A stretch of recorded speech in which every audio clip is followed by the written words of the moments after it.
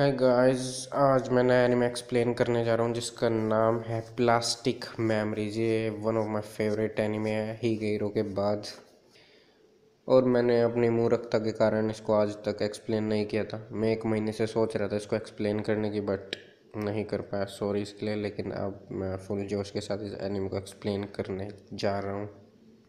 Going back to the story, episode 1 explained in Hindi. Episode की starting में एक लड़के को दिखाया जाता है जिसका नाम सुकास होता है, और वो कहानी का मेन कैरेक्टर होता है। वो भागते हुए लिफ्ट में जाता है और वो अपने मन में कहता है अगर हमारी लाइफ स्पैन पहले से ही प्री डिटरमाइंड हुई तो।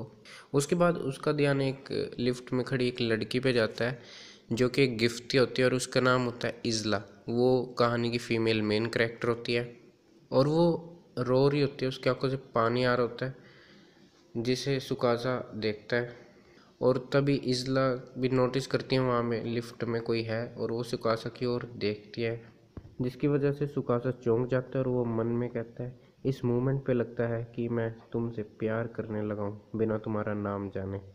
अगले सीन में हमें साई हेडक्वार्टर्स को दिखाया जाता है, जहाँ पे सुकासा अपने आप को मिरर में देख रहा होता है, मतलब मीटिंग होती है उसके लिए तैयार कर रहा होता है, इंट्रोडक्शन इंटरव्यू के लिए। उसके बाद वहाँ पे वो एक रिसेप्शनिस्ट से मिलता है, और वहाँ अपने जहाँ पे उसका इंटरव्यू होता है वहाँ का रास्ता पूछता है, जिसके बाद उसको वो रास्ता मिल जाता है। अगले सीन में वो अपने सीनियर को अपना इंट्रोडक्शन दे रहा होता है।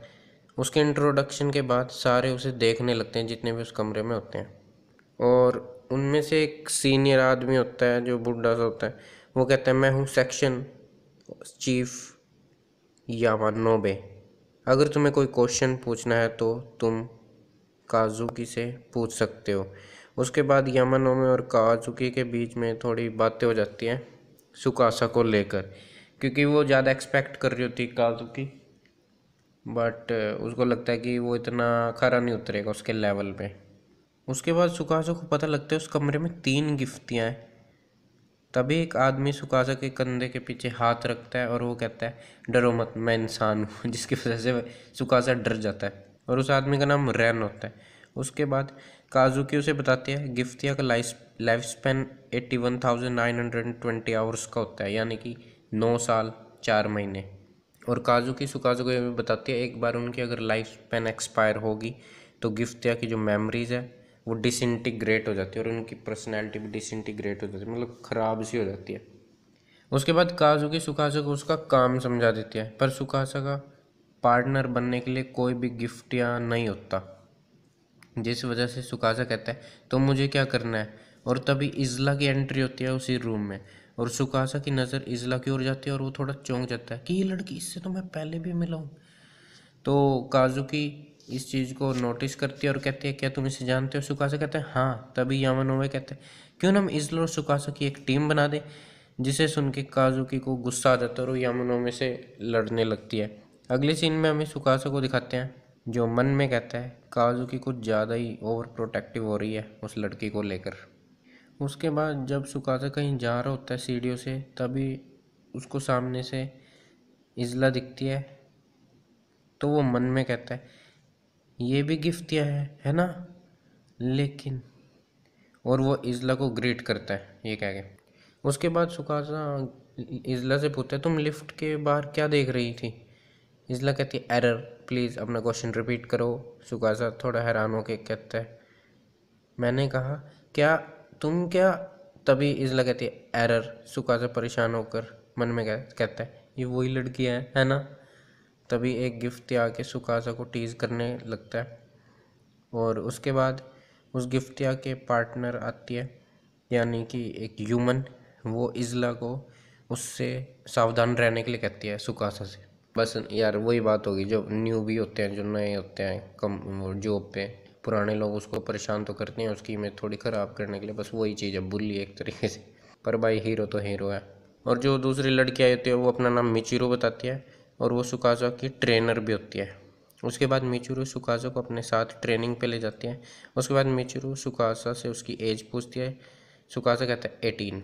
और सुकासा इज़ला से ट्रेनिंग मैनुअल या गाइड के बारे में पूछता है कुछ है क्या, क्योंकि उसको कुछ जॉब का कुछ समझ नहीं आ रहा, तो क्या करना क्या है, मेरी तरह, बिल्कुल मेरी तरह, क्योंकि मुश्किल बातें हमें आसानी से समझ नहीं आती। तो इज़ला उसे एक डायरी सी देती है छोटी सी, जिसे सुकासा पढ़ता है। लेकिन उससे पहले इज़ला बोलती है, एक बात हमेशा याद रखना, ये जॉब रिवॉर्डिंग नहीं है। अब आप सभी को बाद में पता लगेगा कि वो ऐसा क्यों कह रही थी। वो आगे कहती है, मेमोरीज को डिलीट कर देना, यही हमारी जॉब है। सुकासा को कुछ समझ नहीं आ रहा होता। उसके बाद सुकासा इज़ला की दी हुई डायरी पढ़ता है, जिसके बाद वो थोड़ा चौंक जाता है और वो कहता है, ये तो तुम्हारी डायरी ही है। जब वो इतना कहता है तभी वो अपनी डेस्टिनेशन में पहुंच जाते हैं, जहाँ उनको अपनी जॉब शुरू करनी होती है, बोले तो रिट्राइवल प्रोसेस।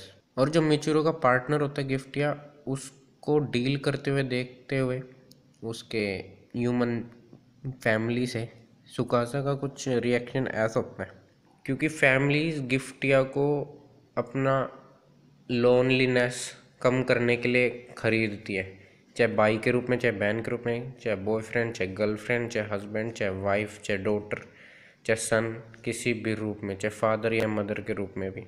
उसके बाद उनका रिट्राइवल जो प्रोसेस होता है वो कंप्लीट हो जाता है और वो रिट्राइव कर लेते हैं उस गिफ्टिया को, उसकी मेमोरीज को वो डिलीट कर देते हैं, जिसकी वजह से वो न्यूट्रल हो चुका है रोबोट। अब वो कुछ गलत काम नहीं करेगा, मतलब किसी को भी परेशान नहीं करेगा।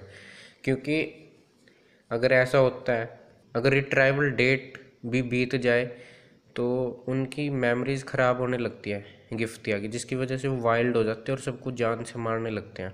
इस वजह से उनको रिट्राइवल डे करने से पहले ही उनको वो करना पड़ता है, रिट्रीव।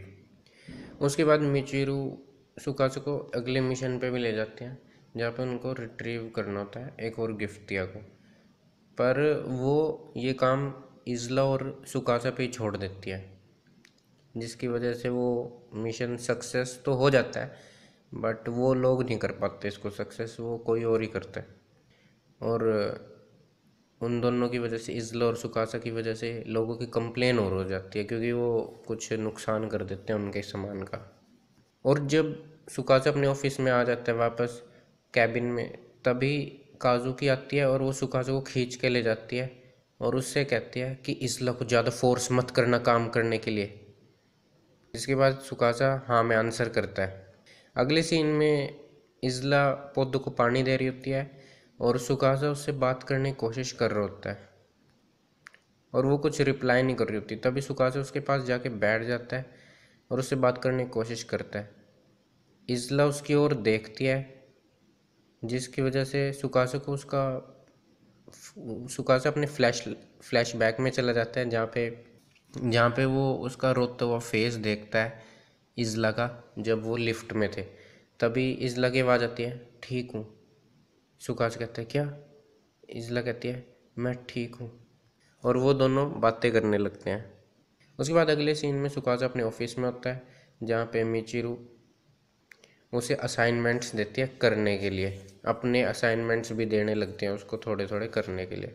जिसके बाद एक छोटी सी लड़की को रिट्रीव करने जाते हैं, जिसका नाम नीना होता है। वो भी एक गिफ्ट होती है, पर वो 2-3 दिन लगातार ट्राई करते हैं, जो कि ऑल इन वेन होता है, मतलब नाश हो जाता है 2-3 दिन ट्राई करने का भी। उसके बाद चौथे दिन जब इज़ला ट्राई करती है तो उनकी दीवार ट्राई करने के लिए एक प्लान बनाती है।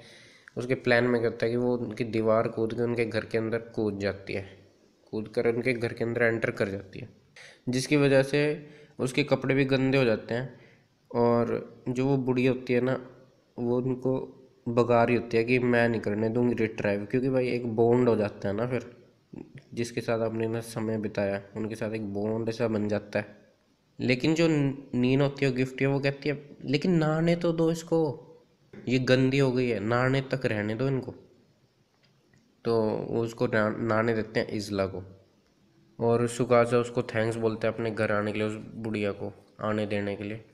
और सुकासा उसको डील्स बताता है, अगर आप इसको गिफ्टिया को रिट्रीव करने दोगे तो आप इसका ओएस चेंज करवा सकते हो, जिसकी वजह से आपको 30% ऑफ, मतलब ऐसे डील बता रहा होता है, जिसकी वजह से बुढ़िया का दिमाग ख़राब हो जाता है। और वो उसको कहती है, तुम्हें क्या लगता है, तुम्हारे लिए तो ये एक ऑब्जेक्ट है, लेकिन ये मेरे लिए एक फैमिली है जिसके साथ मैंने समय बिताया है। सुकासा को समझ आ जाती है बात, पर भाई वो मजबूर होता है, उसकी तो जॉब यही है यार।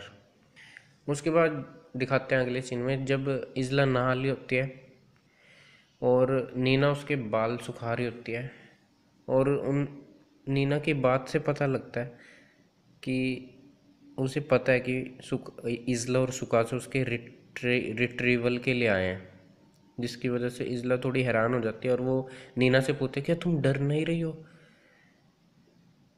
नीना कहती है क्यों, डरने क्या बात है। वो एक बच्ची होती है, बेशक वो होती है गिफ्टिया, लेकिन वो एक बच्ची सी होती है। इज़ला कहती है पर मैं तो डरी हुई हूँ, क्योंकि इज़ला भी एक गिफ्टिया होती है। उसके बाद इज़ला और नीना के बीच में कुछ ऐसी इमोशनल बातें हो जाती है जो कि अनफॉर्चुनेटली कह लो या फॉर्चुनेटली कह लो, वो जो बुढ़िया होती है वो सुन लेती है, बाहर दरवाजे के रूम के बाहर से सुन लेती है, जिसके बाद वो उसको रिट्रीव करने के लिए अलाउ कर देती है नीना को। उसके बाद रिट्रीवल प्रोसेस ख़त्म हो जाता है, जिसकी वजह से वो बुढ़िया सी वो थोड़ी दुखी होती है। लेकिन जब वो रिट्रीव नहीं हुई थी उससे पहले वो स्माइल दे रही थी कि मैं ठीक हूँ, नीना को बता रही थी। उसके बाद वो उन लोगों को थैंक्स बोल के अंदर चली जाती है अपने घर, और वो लोग नीना को ले जाते हैं, नीना की बॉडी को। लेकिन जब वो जा रहे होते रास्ते से तो सुकासा थोड़ा दुखी होता है, भाई दुख तो होएगा, इतने साल फीलिंग बिताई जिसके साथ, इतने इमोशंस, इतना एक्सपीरियंस गेन किया, इतना प्यार करा जिसको, अब उसका रिट्रीवल हो गया, भाई ऐसी तैसी तो होएगी, इतना टाइम स्पेंड किया जिसके साथ। आप सभी को लग रहा हो कि मैं इतना वो क्यों हो रहा हूँ, इतने शब्द थोड़े मिसप्लेस जम्बल क्यों कर रहा हूँ, क्योंकि भाई ये मेरा इतना फेवरेट एनिमे है ना, मैं बस इसकी प्रशंसा करने से ख़त्म नहीं हो रहा। अगर आप ये ओरिजिनली देखोगे एनिमे, भाई आपको तो नदियाँ बह जाएगी रो रो के, इतना इमोशनल एनिमे है हर एक एपिसोड। उसके बाद एपिसोड के एंडिंग में एक थोड़ा फनी सी सीन होता है, जब सुकासा थोड़ा दुखी से होता है इस बात को सोच के, तो इज़ला कहते हैं मुझे पता है तुम क्या सोच रहे हो बाथरूम के बारे में। सुकासा कहता है नहीं मैं बाथरूम के बारे में नहीं सोच रहा। इज़ला का इतना सारा प्रेशर बन रहा होता है बाथरूम का। तो सुकासा कहते हैं कहीं बिड़ा मत देना, थोड़ा होल्ड करो, थोड़ा होल्ड करो। इज़ला कहते हैं मैं नहीं कर सकती, और ऐसे ही एनिमे एपिसोड ख़त्म हो जाता है। अगर वीडियो पसंद आए तो लाइक कर देना, नहीं पसंद आए डिसलाइक, लेकिन सब्सक्राइब करना मत भूलना। आप मिलेंगे अगली वीडियो में, तब तक के लिए बाय बाय।